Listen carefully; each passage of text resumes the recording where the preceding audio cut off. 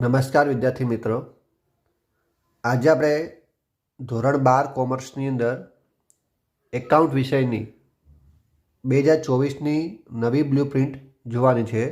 તો સૌપ્રથમ આપણે કયા પાઠમાંથી કેટલા માર્ક્સનું પૂછાશે એ જોઈશું।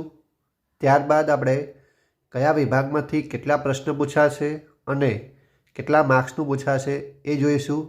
અને સૌથી છેલ્લે આપણે કે કયા ચેપ્ટરમાંથી વિકલ્પ પૂછાશે, 1 માર્ક્સના પ્રશ્નો પૂછાશે અને દાખલા પૂછાશે એ સૌથી આપણે છેલ્લે જોઈશું। તો શરૂઆત કરીએ આપણે કે કયા પાઠમાંથી કેટલું પૂછાશે। તો ચેપ્ટર નંબર 1 ભાગીદારી વિષય પ્રવેશ, તો જેમાં તમારે વિકલ્પ વિના કુલ 5 માર્ક્સનું પૂછાશે, જ્યારે વિકલ્પ સાથે તમારે કુલ 5 માર્ક્સનું પૂછાશે। તો આ ચેપ્ટરમાં તમારે કોઈ અથવામાં પ્રશ્ન પૂછાશે નહીં। તો ચેપ્ટર નંબર 2ની વાત કરીએ તો કે ભાગીદારી પેઢીના વાર્ષિક હિસાબો, તો આ ચેપ્ટરમાંથી તમારે કુલ 11 માર્ક્સનું પૂછાશે અને વિકલ્પ સાથે પણ તમારે 11 માર્ક્સનું પૂછાશે। એટલે કે આ ચેપ્ટરમાંથી પણ તમારે અથવામાં કોઈ પ્રશ્ન આવશે નહીં। ચેપ્ટર નંબર 3 ભાગડીનું મૂલ્યાંકન, તો આ ચેપ્ટરમાં તમારે કુલ 7 માર્ક્સનું પૂછાશે અને વિકલ્પ સાથે તમારે કુલ 11 માર્ક્સનું પૂછાશે। ચેપ્ટર નંબર 4 ભાગીદારીનું પુનર્ગઠન, તો આ ચેપ્ટરમાંથી તમારે કુલ 6 માર્ક્સનું પૂછાશે અને વિકલ્પ સાથે પણ તમારે કુલ 6 માર્ક્સનું પૂછાશે। તો આ ચેપ્ટરમાંથી કોઈ અથવામાં પ્રશ્ન આવશે નહીં। ચેપ્ટર નંબર 5 ભાગીદારનો પ્રવેશ, તો આ ચેપ્ટરમાંથી તમારે કુલ 10 માર્ક્સનું પૂછાશે અને વિકલ્પ સાથે કુલ 18 માર્ક્સનું પૂછાશે। ચેપ્ટર નંબર 6 ભાગીદારીની નિવૃત્તિ, તો આ ચેપ્ટરમાંથી તમારે કુલ 10 માર્ક્સનું પૂછાશે અને વિકલ્પ સાથે પણ તમારે કુલ 10 માર્ક્સનું પૂછાશે। તો આ ચેપ્ટરમાંથી તમારે કોઈ અથવામાં પ્રશ્ન આવશે નહીં। ચેપ્ટર નંબર 7 ભાગીદારી પેઢીનું વિસર્જન, તો આ ચેપ્ટરમાંથી તમારે કુલ 7 માર્ક્સનું પૂછાશે અને વિકલ્પ સાથે તમારે કુલ 10 માર્ક્સનું પૂછાશે। હવે આપણે ભાગ 2ની અંદર જેમાં ચેપ્ટર નંબર 1 શેર મૂડીના હિસાબો, જેમાં તમારે કુલ 10 માર્ક્સનું પૂછાશે અને વિકલ્પ સાથે કુલ 18 માર્ક્સનું પૂછાશે। ચેપ્ટર નંબર 2 ડિબેન્ચરના હિસાબો, તો એમાં તમારે કુલ 5 માર્ક્સનું પૂછાશે અને વિકલ્પ સાથે તમારે કુલ 8 માર્ક્સનું પૂછાશે। ચેપ્ટર નંબર 3 કંપનીના વાર્ષિક હિસાબો, જેમાં તમારે કુલ 11 માર્ક્સનું પૂછાશે અને વિકલ્પ સાથે પણ તમારે કુલ 11 માર્ક્સનું પૂછાશે। એટલે કે આ ચેપ્ટરમાંથી અથવામાં કોઈ પ્રશ્ન પૂછાશે નહીં। ચેપ્ટર નંબર 4 નાણાકીય પત્રકોનું વિશ્લેષણ, જેમાં તમારે કુલ 6 માર્ક્સનું પૂછાશે અને વિકલ્પ સાથે પણ 6 માર્ક્સનું પૂછાશે। તો આ ચેપ્ટરમાંથી પણ કોઈ અથવામાં પ્રશ્ન પૂછાશે નહીં। ચેપ્ટર નંબર 5 હિસાબી ગુણોત્તરો અને વિશ્લેષણ, જેમાં તમારે કુલ 8 માર્ક્સનું પૂછાશે અને વિકલ્પ સાથે પણ 8 માર્ક્સનું પૂછાશે। તો આ ચેપ્ટરમાંથી પણ તમારે કોઈ અથવામાં પ્રશ્ન આવશે નહીં। ચેપ્ટર નંબર 6 રોકડ પ્રવાહ પત્રક, તો જેમાં તમારે કુલ 4 માર્ક્સનું પૂછાશે અને વિકલ્પ સાથે તમારે કુલ 8 માર્ક્સનું પૂછાશે। હવે વિદ્યાર્થી મિત્રો, આપણે આગળ જોઈ વાળીએ કે કયા વિભાગમાંથી કેટલા પ્રશ્ન પૂછાશે અને કેટલા માર્ક્સનું પૂછાશે।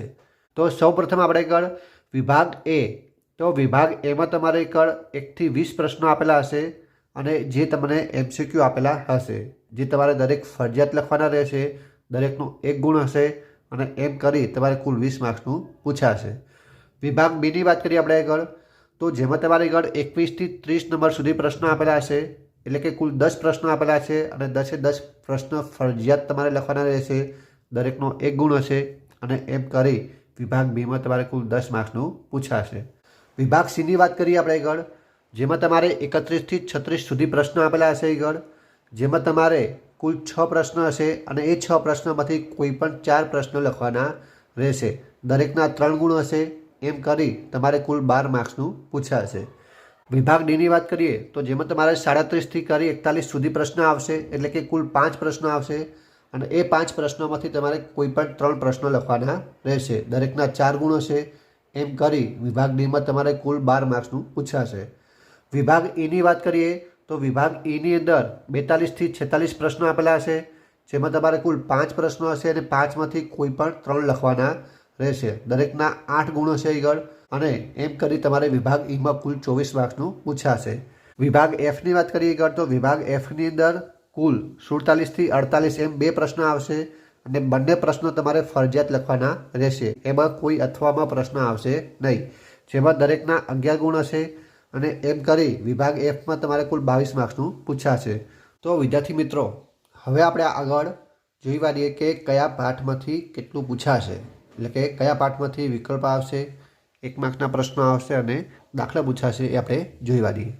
તો સૌપ્રથમ આપણે આગળ ભાગ 1 એની અંદર ચેપ્ટર નંબર 1ની અંદર તમારે 2 વિકલ્પ આવશે અને 3 માર્ક્સનો દાખલો આપણે આવશે, એમ કરી કુલ 5 માર્ક્સનું તમારે પૂછાશે। ચેપ્ટર નંબર 2ની વાત કરીએ તો ચેપ્ટર નંબર 2માંથી ફક્ત તમારે 11 માર્ક્સનો દાખલો પૂછાશે। ચેપ્ટર નંબર 3ની વાત કરીએ તો જેમાં તમારે આગળ 2 વિકલ્પ, 1 માર્ક્સનો 1 પ્રશ્ન આવશે અને 4 માર્ક્સના 2 દાખલા પૂછાશે, એમ કરી કુલ 11 માર્ક્સનું તમારે પૂછાશે। ચેપ્ટર નંબર 4ની વાત કરીએ તો જેમાં તમારે 2 વિકલ્પ આવશે, 1 માર્ક્સનો 1 પ્રશ્ન પૂછાશે અને 3 માર્ક્સનો 1 દાખલો પૂછાશે, એમ કરી કુલ 6 માર્ક્સનું પૂછાશે। ચેપ્ટર નંબર 5ની વાત કરીએ તો તમારે જેમાં 2 વિકલ્પ આવશે અને 8 માર્ક્સના 2 દાખલા પૂછાશે, એમ કરી કુલ 18 માર્ક્સનું તમારે પૂછાશે। ચેપ્ટર નંબર 6ની વાત કરીએ તો જેમાં તમારે આગળ 1 વિકલ્પ આવશે, 1 માર્ક્સનો 1 પ્રશ્ન આવશે અને 8 માર્ક્સનો 1 દાખલો પૂછાશે, એમ કરી કુલ 10 માર્ક્સનું તમારે પૂછાશે। ચેપ્ટર નંબર 7ની આપણે વાત કરીએ તો જેમાં તમારે 2 વિકલ્પ આવશે, 2 1 માર્ક્સના પ્રશ્નો આવશે, 1 3 માર્ક્સનો દાખલો આપણે આવશે અને 1 3 માર્ક્સની થિયરી આવશે। તો 3 માર્ક્સમાં તમારે કુલ 2 પ્રશ્ન પૂછાશે, જેમાં 1 દાખલો હશે અને 1 થિયરી હશે તમારે, એમ કરી કુલ 10 માર્ક્સનું પૂછાશે। ભાગ 2ની વાત કરીએ આપણે આગળ તો જેમાં ચેપ્ટર નંબર 1ની વાત કરીએ તો ચેપ્ટર નંબર 1ની અંદર 2 વિકલ્પ આવશે અને 8 માર્ક્સના 2 દાખલા આવશે, એમ કરી કુલ 18 માર્ક્સનું પૂછાશે। ચેપ્ટર નંબર 2ની વાત કરીએ આગળ તો 1 વિકલ્પ આવશે, 1 માર્ક્સનો 1 પ્રશ્ન આવશે અને 3 માર્ક્સના 2 દાખલા પૂછાશે, એમ કરી કુલ 8 માર્ક્સનું પૂછાશે। ચેપ્ટર નંબર 3ની વાત કરીએ તો ચેપ્ટર નંબર 3માંથી ફક્ત 11 માર્ક્સનો 1 દાખલો પૂછાશે, એ સિવાય બીજું કશું પૂછાશે નહીં। ચેપ્ટર નંબર 4ની વાત કરીએ તો જેમાં 2 વિકલ્પ આવશે અને 4 માર્ક્સનો 1 દાખલો પૂછાશે, એમ કરી કુલ તમારે 6 માર્ક્સનું પૂછાશે। ચેપ્ટર નંબર 5ની વાત કરીએ તો ચેપ્ટર નંબર 5માંથી તમારે 2 વિકલ્પ આવશે, 2 1 માર્ક્સના પ્રશ્નો આવશે અને 4 માર્ક્સનો 1 દાખલો પૂછાશે, એમ કરી કુલ 8 માર્ક્સનું તમારે પૂછાશે। ચેપ્ટર નંબર 6ની વાત કરીએ તો ચેપ્ટર નંબર 6માંથી તમારે 2 વિકલ્પ આવશે, 2 1 માર્ક્સના પ્રશ્ન આવશે અને 4 માર્ક્સનો 1 દાખલો આવશે, એમ કરી કુલ તમારે આગળ 8 માર્ક્સનું પૂછાશે।